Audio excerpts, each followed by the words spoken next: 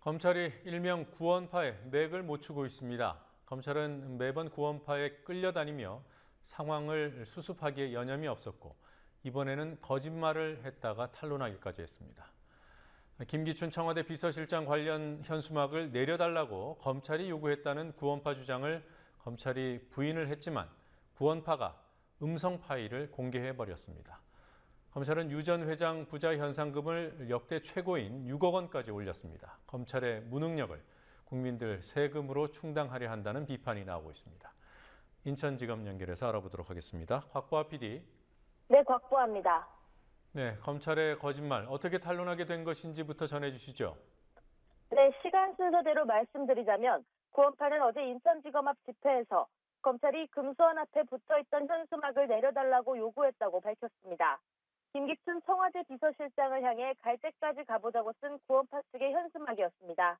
어제 검찰은 즉각 그런 사실이 없다고 부인했습니다. 그러나 오늘 구원파 측이 통화 내용이 담긴 녹취 파일을 틀어 자신들의 말이 맞음을 입증하자 검찰은 하루 만에 말을 바꿨습니다. 수사팀을 이끄는 김혜종 인천지검 2차장은 구원파와 통화한 사람에 대해 수사팀은 아니고 검거팀에 있을 것 같다며 군색한 변명을 내놨습니다.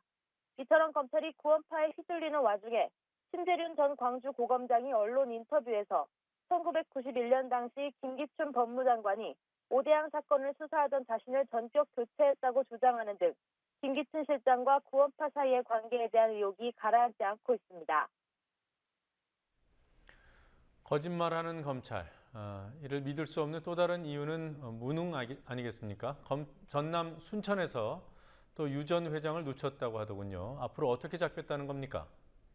네, 검찰은 유 전 회장이 최근까지 전남 순천의 한 휴게소 근처에서 머무른 사실을 확인하고 전남 지역을 중심으로 검문 검색을 실시하고 있다고 밝혔습니다. 유 전 회장이 최근까지 머물던 지역은 뷰씨 일가가 보유한 영농조합 등 은신처로 삼을 만한 곳이 많다고 알려진 곳입니다. 검찰은 유 전 회장이 구원파 신도들의 조직적 도움을 받아온 것으로 보고 유 전 회장에게 음식과 휴대전화를 제공한 것으로 확인된 구원파 신도 4명과 유 전 회장과 최근까지 동행했을 것으로 보이는 30대 여성 신모 씨를 체포해 조사 중이라고 밝혔습니다. 한편 장남 대규 씨의 서울 서초구 염곡동 자택 관리인도 대규 씨의 도피를 도운 혐의로 경찰에 체포돼 조사를 받고 있습니다. 검찰 관계자는 현상금을 올리고 전화 제보가 늘어난 상태지만 아직까지 설득력이 있고 신빙성이 있는 제보는 없다고 말해 여전히 유 전 회장 부자 검거에 어려움을 겪고 있음을 드러냈습니다. 유 전 회장 현상금이 5억 원으로 올랐더군요. 사상 최고액이라던데 이렇게 현상금을 올린 이유가 뭡니까?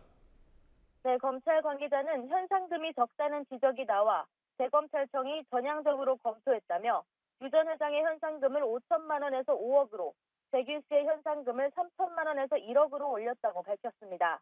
보상금을 올려 일반 시민뿐 아니라 구원파 신도들의 적극적인 제보를 받겠다는 의도입니다. 범죄 신고자 등 보호 및 보상에 관한 규칙에 범인 검거 공로자 보상금 지급 기준을 보면 보상금 최고액은 5억 원이지만 공직선거법 또는 정치자금법 위반 범죄가 대상입니다. 유 전 회장은 현재 기업범죄로 영장이 청구된 상태라 뚜렷한 근거 없이 현상금이 대폭 오른 겁니다. 여기에 대해 최현수 대검찰청 연구관은 법에 의해 경찰청장 판단에 따라 현상금 상한선 조정이 가능하다며 사안에 비춰 국민들의 비난 강도를 고려해 공직선거법과 마약류 관련법 등 다른 법률의 최고 보상금도 참고했다고 설명했습니다.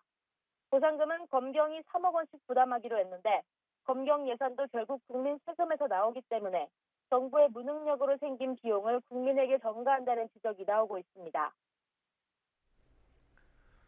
목포 검경합동수사본부가 오늘 청해진 해운 임직원 5명을 추가로 기소했습니다. 어떤 혐의인가요? 네, 수사본부는 오늘 김한식 대표 등 청해진 해운 임직원 5명을 업무상 과실치사 등의 혐의로 재판에 넘기며 김 대표가 일일 보고와 주간 회의를 통해 실적을 점검하고 증축 후 보건성 문제를 알고도 과적을 전제로 목표 실적을 독려했다고 밝혔습니다. 또 수사본부는 유 전 회장이 김 대표에게 이런 사실을 보고받고도 조치를 취하지 않은 것으로 보고 업무상 과실치사 혐의를 적용해 사고에 직접적인 책임을 물겠다고 밝혔습니다.